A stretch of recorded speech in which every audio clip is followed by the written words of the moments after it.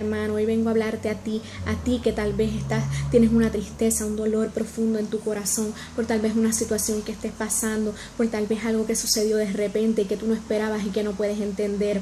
El reino de los cielos sufre violencia y solo los valientes lo arrebatan. Amén.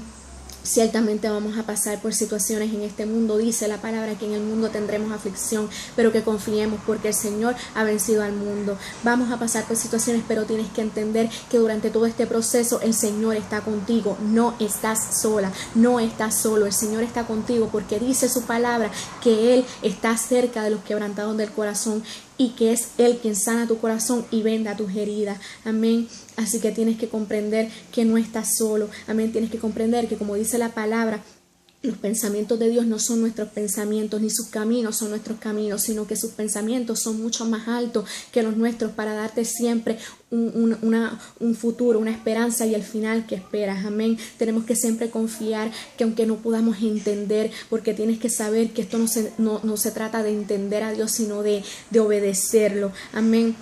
Aunque no podamos entender lo que está pasando, Dios está en control y tiene cosas mucho mayores para entregarte a ti de las que tú mismo tienes. Amén. Así que, ¿verdad? Tenemos que entender que sí vamos a pasar por estos procesos, por quebrantos, por cosas que a veces vamos a sentir que se nos desgarra el corazón, que vamos a sentirnos que estamos siendo pasados por el fuego. Amén. Situaciones donde vamos a tener que sacrificar, donde el Señor nos va a pedir que sacrifiquemos a veces hasta lo más que amamos. Amén. Que vamos a tener que morir a nuestro yo, a nuestros sentimientos, a nuestras emociones, a nuestros sueños a veces. Amén. Pero quiero recordarte que en la obediencia hay bendición. Amén. Nada de lo que tú hagas, nada de lo que tú sacrifiques por el Señor va a ser en vano. Todo va a tener una recompensa, un galardón mucho mayor. Amén.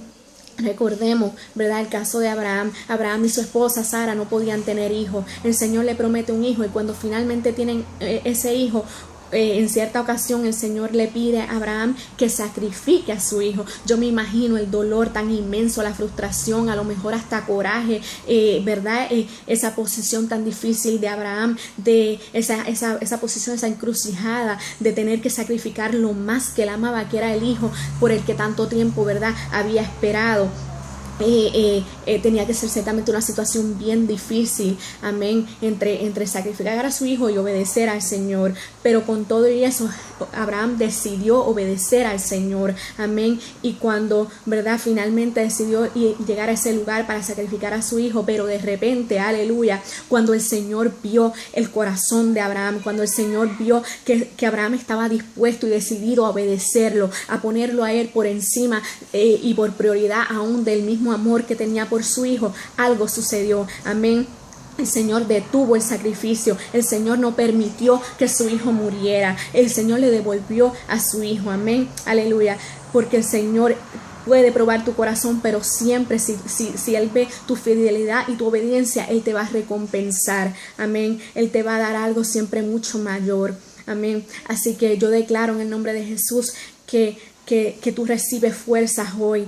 En todo este proceso que estés pasando, recibe fuerza y recibe, ¿verdad?, la paz del Señor, consuelo, y que te decides, amén, a ser como Abraham, a poner a Dios primero, amén, a sacrificar lo que tengas que sacrificar y sacar del camino lo que tengas que sacar del camino, para que entonces tú veas cómo llega tu promesa, cómo llega tu Isaac, porque el Señor te va a honrar, amén, porque en la obediencia hay bendición. Dios te bendiga.